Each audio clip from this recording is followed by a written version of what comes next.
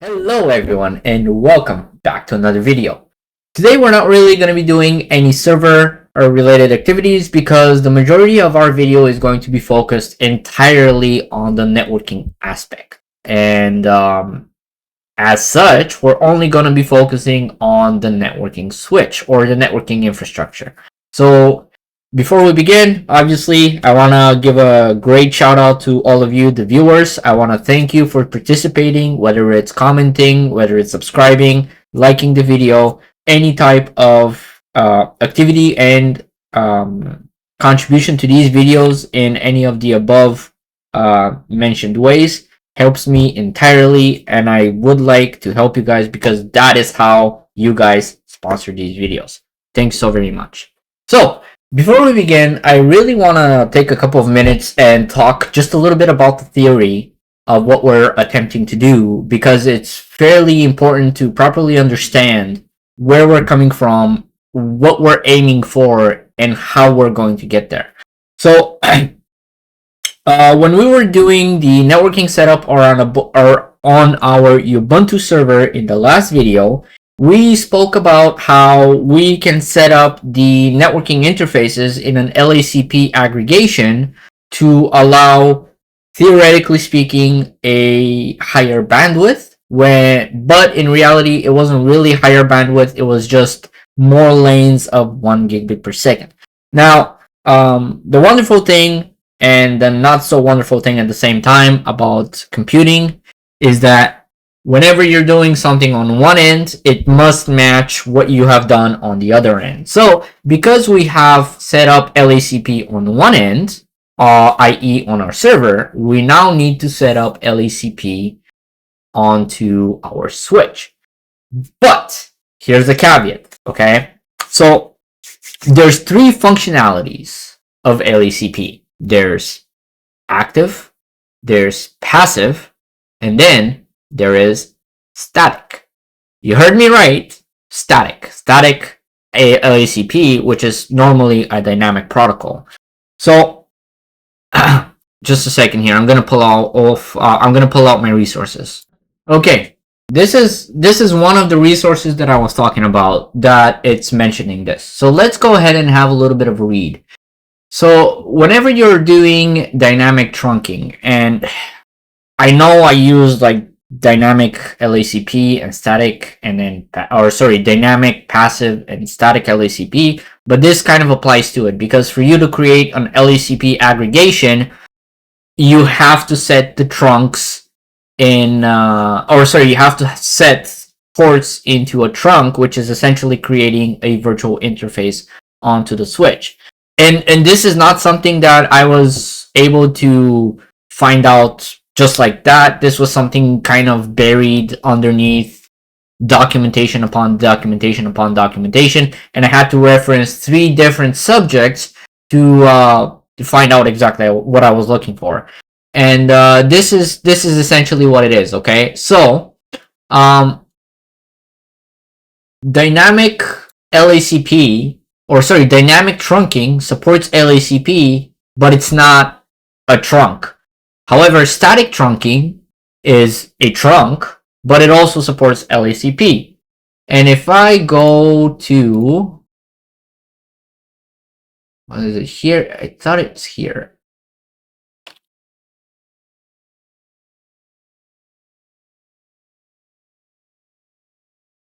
Okay, there you go.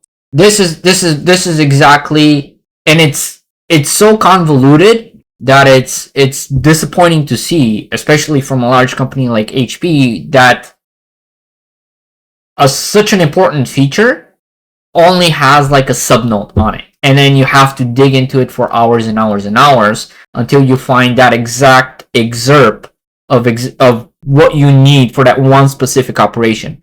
Now, is it niche?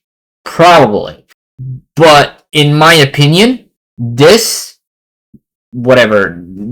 right here, this note needs to be more highlighted and more emphasized to properly guide whoever's going to be configuring the switch, whether it's you, me, your grandmother, your brother, whatever, so that this switch can be configured into the proper operating method.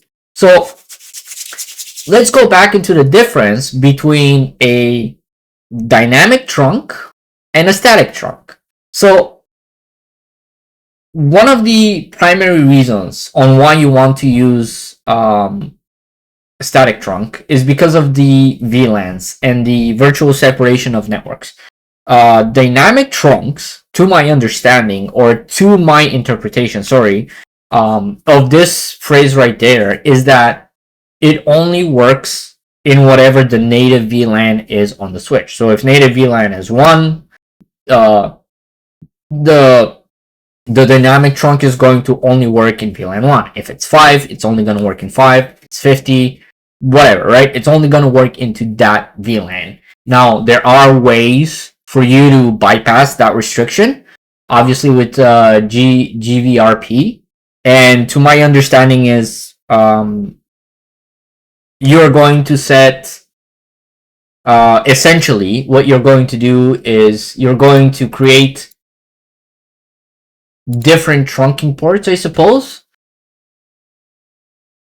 No, so you're going to create your own trunking ports. You're going to assign it to a dynamic VLAN. And what you're going to do is you're going to tell it that they don't belong to the native VLAN, which it's very convoluted. It shouldn't be the way that it is, but it is. Now, with static LACP, that doesn't exist. You can just, okay, you're tagging this VLAN, you're untagging this VLAN, and Bob's your uncle. Done. So, in retrospect, what I kind of want to say is it's much easier to work that way. So you create a static LACP, and you're done. The drawback is, however, that you're losing some of the telemetry and some of the functionality and error reporting on the port. So if your LACP is not working, it's not going to tell you.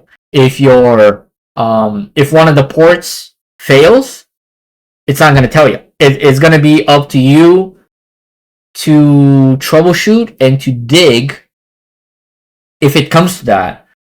And you're going to be kind of SOL if you don't know how to navigate those waters. Is it worth it though? 100%. The trade-off, in my opinion, is that it's a lot worth it so that you can get the functionality of what you want and what you need. And for the use case scenario where we're going to be applying it into a cloud environment where we're going to be heavily dependent on VLAN separation, ACLs, and all sorts of like different rules and little regulations and protections that we're going to be putting onto that trunk, it's very much worth it. And because we're also going to be separating it between the router level and the switch level, it's definitely a separation, or functionality that we're going to be requiring. Now that all of this gargle is out of the way, let's talk about how you can achieve it. I am already in my switch. I already have a static trunk active. So let's go ahead and walk through the setup. Now, setup is really simple. It's only one line. Enable configuration terminal. And once you're into that configuration, you're going to type trunk and then Ethernet port list. So, sorry, just because I'm not different generational switches are kind of messing with my head. So, okay, so just individually. Okay, perfect. So what you can do is you can do the show interface brief command so that it can show you how the interfaces are mapped, and just put that into the command. So let's go ahead and create our command. So trunk, which is a command, and we want to trunk, let's say, what's available on my switch? 42 and 43. Let's do 42 and 43. Okay. Then we're going to assign it to a trunk. Trunk TRK. 7. And now we are not going to be creating it as a static. Well, sorry, technically it is a static trunk, but we also want to append the LACP protocol to it. So LACP. And that's it. That's the command. Once you press enter, what's going to happen is there's going to be a virtual interface created on top of the two physical interfaces. And essentially everything that we want to do afterwards is going to be done on the virtual interface itself. So if you want to add a VLAN, then you're going to type in interface trk7 VLAN tag 7. For example, if you want to do untagged, same process, interface trk7 untagged VLAN 15, right? So on and so forth. So because I already have a trunk interface, we can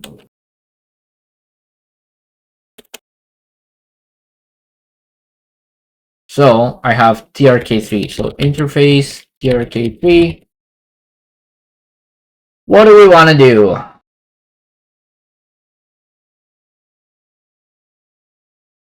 I don't know. So let's tag VLAN, and then you're gonna put a VLAN, and that's pretty much gonna be whatever you need. So I currently have it working. I really don't want to mess with the settings because there's a couple of virtual machines that are dependent on this trunk remaining operational and in good working order.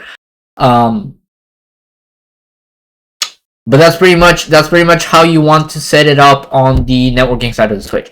Now, there's, realistically speaking, sorry, I should have clarified this at the beginning of the video. This is done on a Hewlett-Packard switch, Hewlett-Packard Enterprise switch.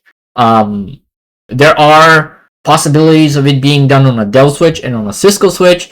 However, that is also kind of a lot more convoluted and confusing than it should be.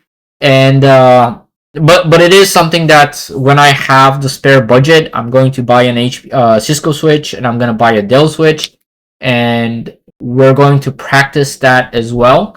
It's just a lot of documentation that I have to sift through to find the proper commands, the proper terminology, how it's mapped, and how I can apply it. So I do appreciate you guys being patient with me. It's a lot of work, and I'm super happy to do it because this is something that I'm extremely passionate about. So that being said, thank you very much. More videos are coming. Now that I'm actually on vacation, I can sit down and properly focus on this. So I'm not gonna exactly rapid fire my next videos, but they are coming. So thank you very much for watching. I will see you guys in the next one.